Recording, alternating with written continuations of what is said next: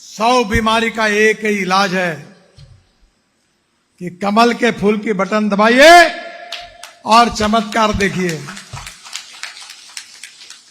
आपकी सब समस्याएं हम पूरी करके दिखाएंगे और आसाम को हिंदुस्तान का एक प्रगतिशील, समृद्ध, संपन्न राज्य बनाएंगे। ये विश्वास देने के लिए मैं आपके पास आया हूं। किसी भी राज्य के विकास में प्रमुख समस्या होती है गरीबी, भूखमरी और बेरोजगारी। और गरीबी, भूखमरी और बेरोजगारी दूर करनी है तो हमें उद्योग, व्यवसाय और कृषि क्षेत्र में प्रगति और विकास करने की आवश्यकता है। पर ये तीनों क्षेत्र में अगर विकास करना है तो हमें 4 बातों की जरूरत है: water, power, transport and communication. अगर बिजली होगी, पानी होगा, रोड होंगे, टेलीकम्युनिकेशन के साधन होंगे तो उद्योग, व्यापार और कृषि क्षेत्र में विकास होगा। और अगर इन क्षेत्रों में विकास होगा तो आपकी गरीबी, भूखमरी और बेरोजगारी दूर होगी। 2014 में क्या स्थिति थी? मुझे याद है कि मोदी जी प्रधानमंत्री होने के पहले आसाम में और नॉर्थ ईस्ट में रेलवे नहीं के बराबर थी। आज अनेक जगह रेलवे निर्माण हुई है, एयरपोर्ट निर्माण हुए हैं, हेलीपोर्ट निर्माण हुए हैं, बिजली की समस्या नहीं है, पानी की उपलब्धता है। और इतना ही नहीं तो ब्रह्मपुत्रा, जो आसाम की और नॉर्थ ईस्ट की लाइफलाइन है, मैं शिपिंग मंत्री था तब मैंने ब्रह्मपुत्रा में वाटरवे शुरू किया, जहाज चलने शुरू हुए। ये गुवाहाटी में पांडु जेटी थी, उसका विकास किया और वाटरवेज बनाने के लिए ब्रह्मपुत्रा का ड्रेजिंग किया। और केवल भारत तक नहीं तो बांग्लादेश के मुंगली पोर्ट तक जलमार्ग का विकास करने का काम हमारी सरकार ने उस समय किया। उस समय मंत्री रहने का सौभाग्य मुझे मिला। बहनों और भाइयों, 2014 के बाद केवल मेरे विभाग से करीब 2.5 लाख करोड़ रुपए के काम मैं कर रहा हूं। करीब 45,000 करोड़ रुपए के 2,500 किलोमीटर के रोड के काम अब पूरे हुए हैं। करीब 1.5 लाख करोड़ के 1500 किलोमीटर के काम चल रहे हैं। और आने वाले समय में करीब 650 किलोमीटर 1 लाख करोड़ रुपए के काम हम मंजूर करने वाले हैं, जिससे आसाम की तस्वीर बदल जाएगी। मैं आपको विश्वास दिलाना चाहता हूं, आपका जो एयरपोर्ट है वहां हम 3,500 करोड़ रुपए खर्चा करके वहां एलिवेटेड रोड बना रहे हैं। ये पूरे रोड को हमने बड़ा किया है। अब मुझे बताया गया है कि आपके गांव पर आने वाला जो रोड है उसको भी 4 लेन का बना दो। पर वो स्टेट हाईवे का रोड है। पर आप चिंता मत करिए, मैं आपसे अनुरोध करूंगा, हिमांशु जी को चुनकर दीजिए। मैं निश्चित रूप से मार्ग निकालकर इसमें कुछ ना कुछ आपके लिए मार्ग निकालूंगा।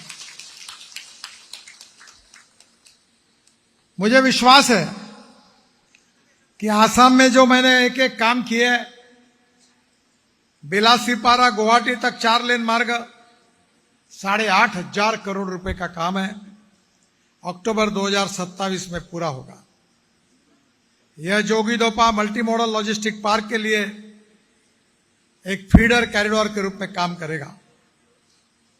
सिलचर से चुराईबारी 4 लेन मार्ग 7,000 करोड़ का 121 किलोमीटर काम चल रहा है।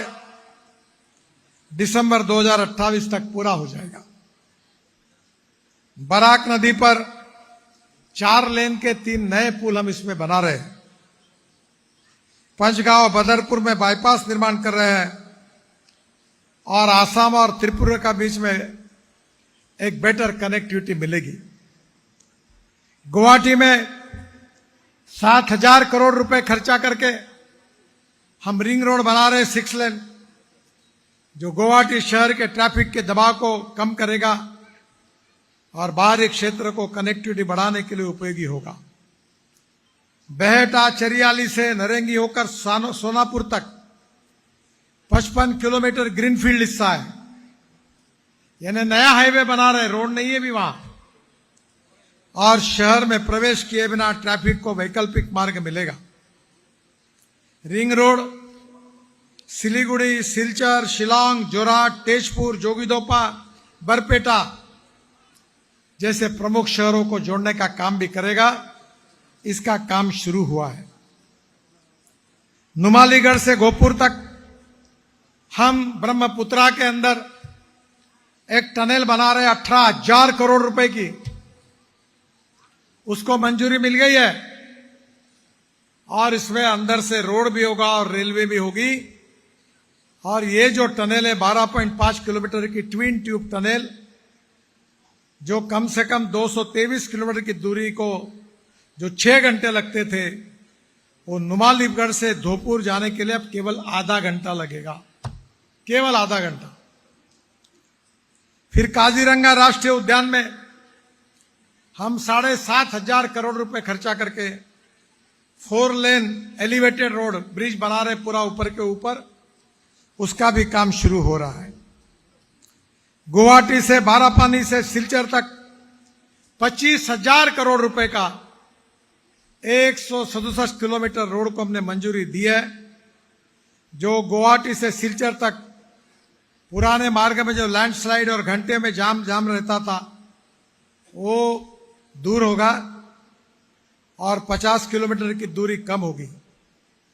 आज जो 10 घंटे लगते हैं वो 4 घंटे में हो जाएगा।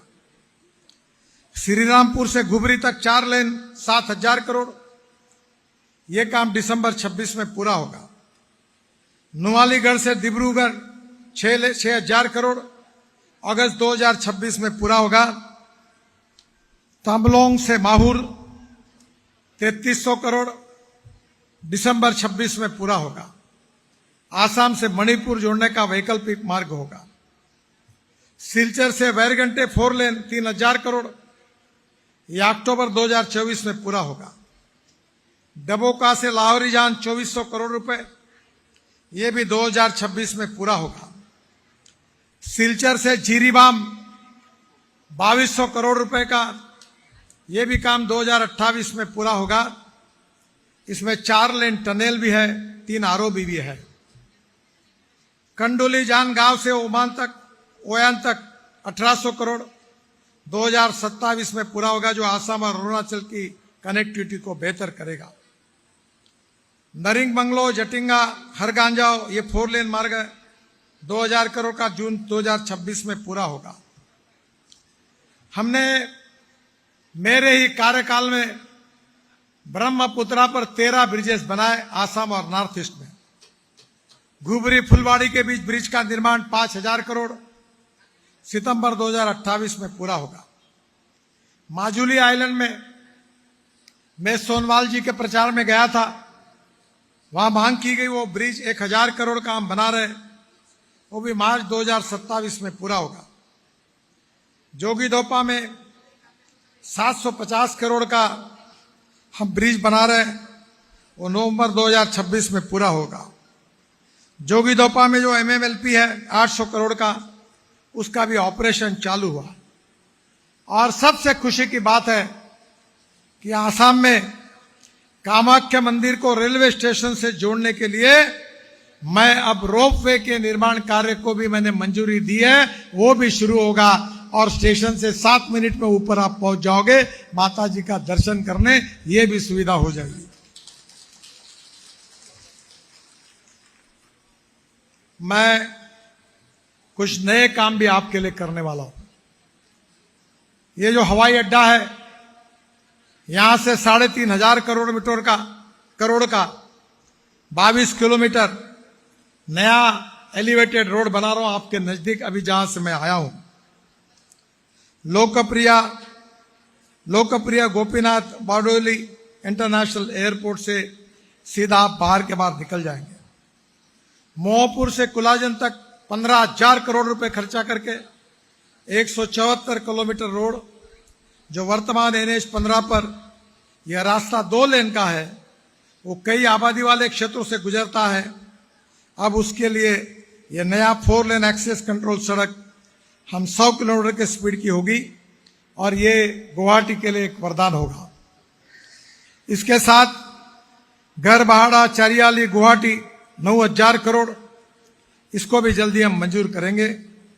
ये निश्चित रूप से 19 फ्लाईओवर, एक ROB का पुल इसमें आ रहा है।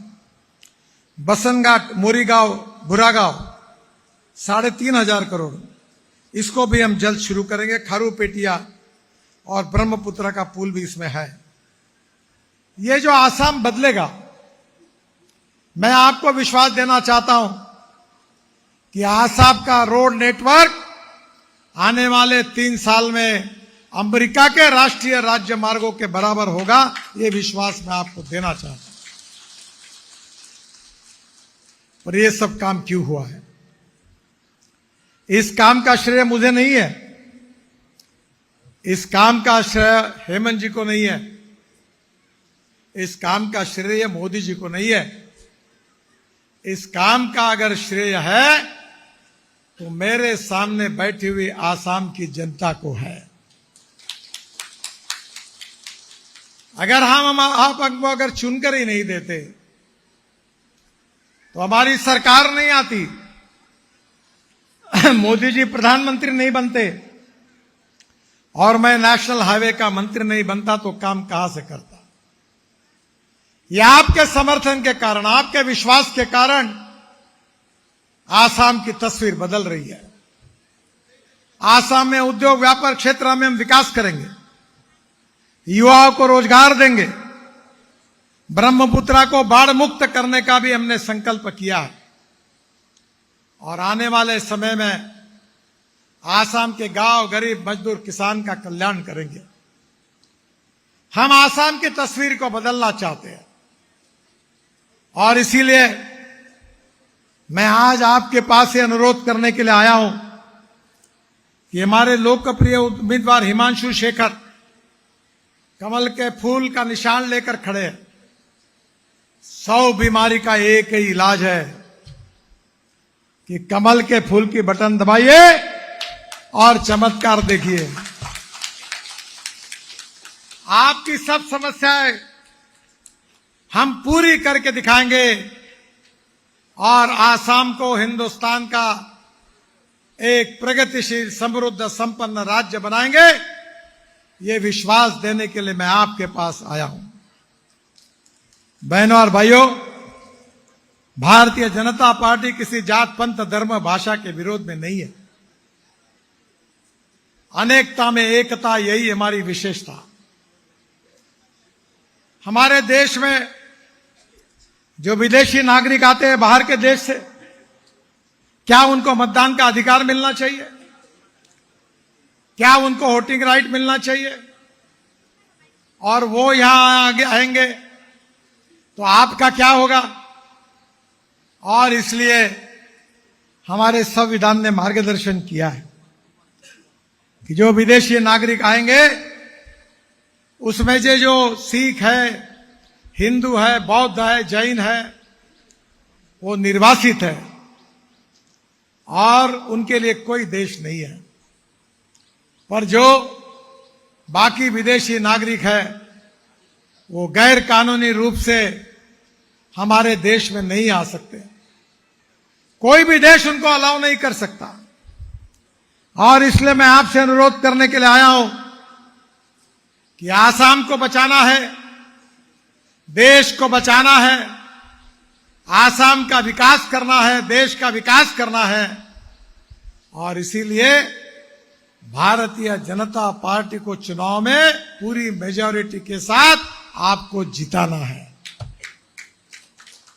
और आप सब ने अगर आसाम में भारतीय जनता पार्टी की सरकार आने वाली है और मेरा विश्वास है कि आपकी आशा अपेक्षा हम पूरी करेंगे, इसलिए आप हिमांशु जी को आशीर्वाद दीजिए, उनको विजयी बनाइए और भारतीय जनता पार्टी को आपकी सेवा करने का अवसर दीजिए। यही हाथ जोड़कर आपसे प्रार्थना करता हूं।